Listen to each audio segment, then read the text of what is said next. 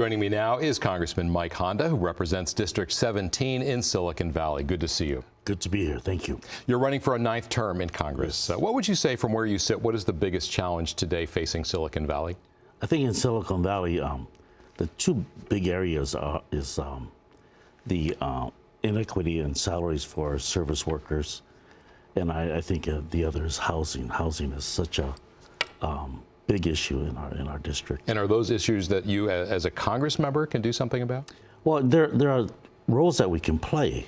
For instance, working with HUD, I had Joaquin Castro come down for an extra day to visit our homeless projects to show that there are a variety of ways to address the homelessness of not only veterans, but also those others who are in the streets. And but I wanted to give him also a document I put together. It's called the Inventory of Surplus and Underutilized Lands, to look at that as a possible way of building homes. But you also represent, of course, some of the biggest names in the tech industry. Surely. Apple, Facebook, Google is around there as well. You represent the innovation economy, and yet I hear you saying that your biggest concerns are really sort of low-income folks. Is that going to make the tech industry feel a little bit left out? I don't think so, because the tech industry is one of the leaders in looking at issues around housing and the inequitable salaries and everything else like that. And they've led the way to increase salaries of their own staff. And also Silicon Valley Leadership Group has put together a housing trust fund where they're pulling together funds, and I put some federal monies in there to help people, first-time buyers and down payments. So everybody's working together on that. It's a district where some say that the future is invented. It's in the tomorrow business. Sure. When you think about all the emerging technology coming out of your district in Silicon Valley, generally, what excites you? I think the possibility of being able to communicate with anybody globally and in a very fraction of a second. I guess the idea is the collapsing of time and distance allows us to be very efficient. What about things like driverless cars and robotics that are replacing people?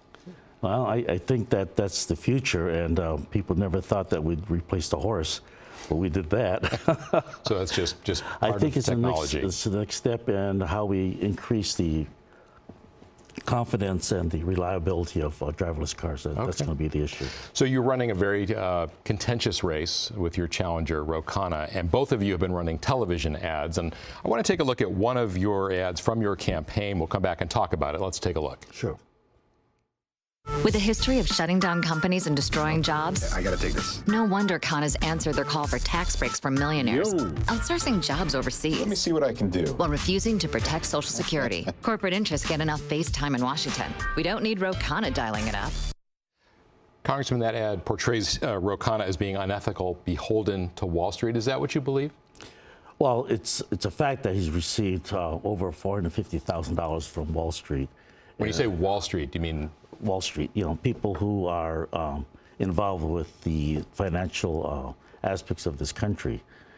People that, normal people like myself don't usually access in terms of, or don't seek help from them. And to say that he's one of the folks, and but portrays himself one way, he is not really forthcoming in the kinds of income that he really does. What about the portrayal in that ad? There's an Indian-looking actor playing Khanna in the backseat of that limousine. Did you have any qualms about that as someone who has faced discrimination in your own past? Sure. I think that the last time he accused me of being racist because he said that there was a red dot on on his picture. I didn't have anything to do with that, but this one, I'll take full responsibility for it. It's any regrets about it, or? No, I think that that's depicting someone like himself taking money from wherever he can. Yeah. And this is the idea is that he's taking money from Wall Street, and he's saying that he's the people's people. In one of his ads, your opponent, Khanna, alleges that you, in all your time in Congress, passed one bill, and that was to name a post office. Is that a fair charge, and what's your reaction? Well, I did have one bill that changed the name of post office to Gordon Chan, and I'm proud of that. But the thing about Congress is that it's not only about having your name on a bill. Is that an accurate characterization, though, that you have your name on just one bill? That part is accurate.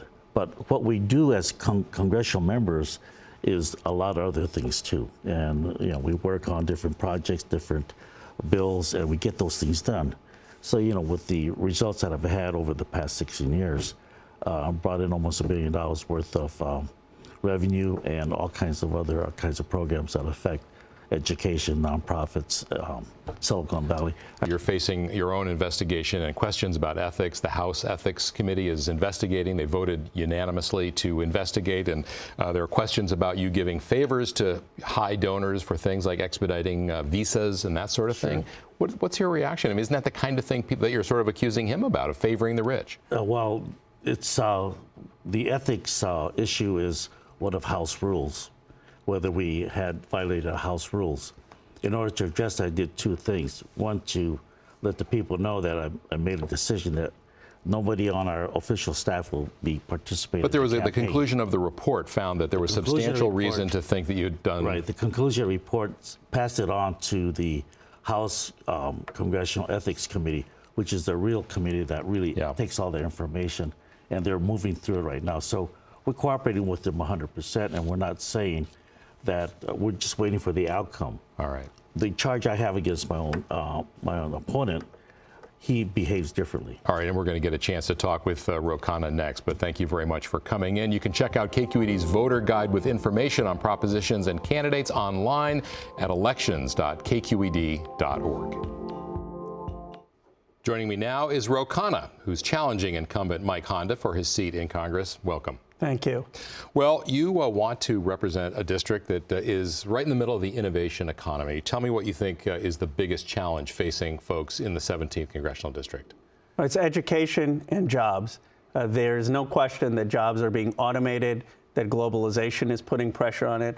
I teach economics at Stanford. I worked for the Obama administration, and I've offered a plan for how we're going to educate the next generation to have the jobs in the 21st century and how we're going to put people to work given the challenges of automation. You kind of alluded to automation, robotics, and it is going to be displacing people or eliminating jobs going forward. Is there anything that, as a member of Congress, you would do or be thinking about or pushing for in terms of policies? Well, a couple of things. One is more investment in career technical education. Unfortunately, we've been cutting that. But in my district, in Independence High School, those folks who are learning automotive electronics, many of them have gotten jobs at Tesla.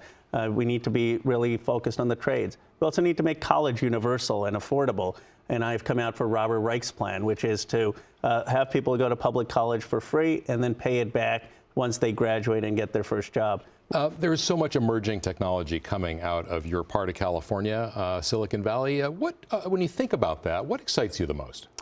Well, the most exciting thing, in my judgment, is biotechnology. I mean, there is a chance of having personalized medicine eventually, where we will know someone's genetic profile and be able to customize medicine to their unique needs. Of course, there's driverless cars, which is a positive but also a challenge. The biggest employment job in this country is drivers. And so this is where I think we have to deal with both the positives of technology and also the dislocations. You've talked about something called universal minimum income.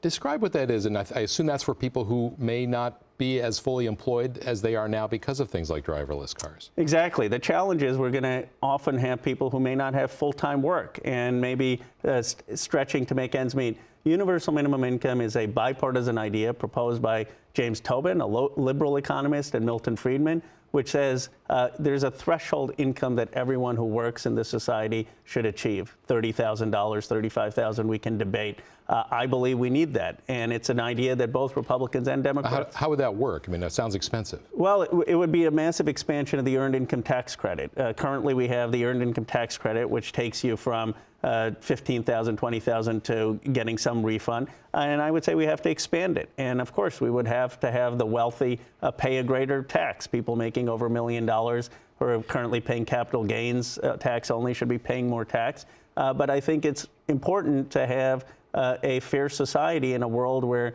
jobs are going offshore and where jobs are being automated. You are running again against Mike Honda. It was a close race last time. You did better in the primary this time than 2 years ago.